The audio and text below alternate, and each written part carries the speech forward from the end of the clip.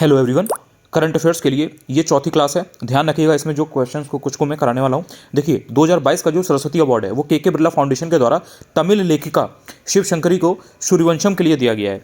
इसके बाद बात आती है कि देश की पहली हाइड्रोजन ट्रेन कालिका शिमला हेरिटेज सर्किट रूट पर दिसंबर 2023 तक चलाने की घोषणा है। अब तो जनवरी 2024 आ गई है, लेकिन दिसंबर 2023 तक चलाने की घोषणा पहले की गई थी।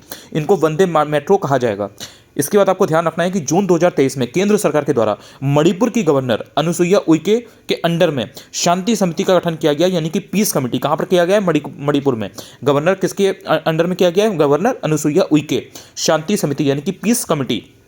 इसके बाद बात आती है बेंगलुरु की। बेंगलुरु पहला भारतीय शहर है जो कि वर्ल्ड सिटीज कल्चरल फोरम का मेंबर बना है। वर्ल्ड सिटीज कल्चरल फोरम का मेंबर बना है और 6 कॉन्टिनेंट्स के इसमें 40 शहर हैं। ये बात आपको ध्यान रखनी है। 6 कॉन्टिनेंट्स के 40 शहर है, 40 सिटीज हैं और उसमें बेंगलुरु जो है वो पहला भारतीय शहर बना है और कोई नहीं है, पहला बेंगलुरु ही है। इसके बाद बात आती है कि राजस्थान सरकार के द्वारा पिछड़े वर्गों के लिए, यानी कि जो बैकवर्ड क्लासेस हैं, उनके लिए गुरु गोरखनाथ बोर्ड का गठन किया गया है। इसके बाद बात आती है डेनियल मैकगाहे की। डेनियल मैकगाहे 2024 का जो वुमेन T20 वर्ल्ड कप है उसके लिए कनाडा की टीम से सेलेक्ट किया गया है इनको। ये फर्स्ट ट्रांसजेंडर प्लेयर है। ये बात आपको ध्यान रखना है, नाम बहुत इंपॉर्टेंट है। डेनियल मैकगाहे पहला, इसलिए बहुत इंपॉर्टेंट है।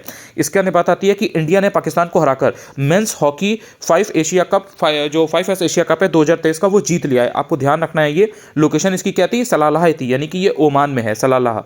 इसके बाद आपको ध्यान रखना है कि जो सिम्बैक्स है, सिम्बैक्स 2023, ये नेवल एक्सरसाइज है और ये हर 2 सालों में होती है और ये इंडिया सिंगापुर के बीच में होती है। कहाँ पर हुई थी? कब हुई थी ये सितंबर 2023 में हुई थी। Very very important. इस टाइप की जो डिफेंस एक्सरसाइज होती हैं ये आपको याद रखना ही रखना है।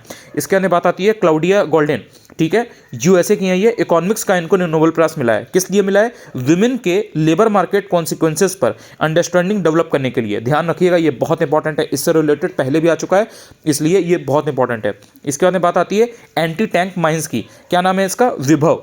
डीआरडीओ ने इसको बनाया गया है। डीआरडीओ आपको पता है, डिफेंस रिसर्च डेवलपमेंट ऑर्गेनाइजेशन।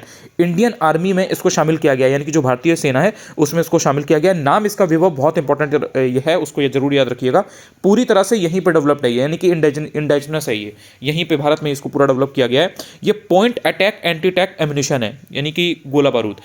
बहुत इंपॉर्टेंट क्वेश्चंस थे ये, कोई भी क्वेश्चन इसमें से आ सकता है, इसलिए इनको हल्के में लेने की गलती ना कीजिएगा। आई होप इस वीडियो से आपको कुछ नया जानने को सीखने को मिला होगा।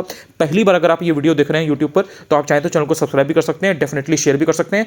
अनुज चतुर्वेदी यूपीपीएससी, ये मेरा टेलीग्राम चैनल है, वहाँ पर मैं फ्री में बहुत सारी PDF वगैरह शेयर करता रहता हूँ, तो आप चाहें तो वो चैनल भी ज्वाइन कर सकते हैं।